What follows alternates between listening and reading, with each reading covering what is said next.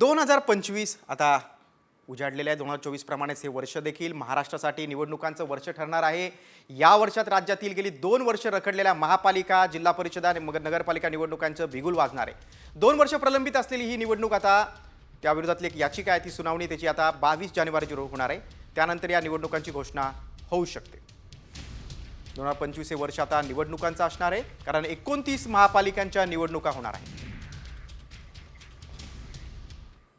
दरम्यान वर्षभर रखडलेल्या राज्यातील सहकारी संस्थांच्या निवडणुकांचं बिगुल देखील नवीन वर्षाच्या सुरुवातीला वाजणार आहे। सहकारी संस्थांच्या निवडणुकांच्या स्थगितीला मुदतवाढ दिली जाणार नाहीये। त्यामुळे निवडणूक प्रक्रिया सुरू करण्याबाबत राज्य सहकार विभागाने आता निवडणुकी प्राधिकरणाला काही सूचना देखील दिल्या।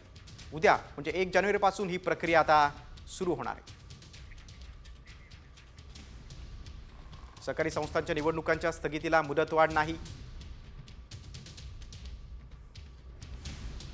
राज्यातील 29,429 सहकारी संस्थांच्या निवडणुका प्रलंबित आहेत।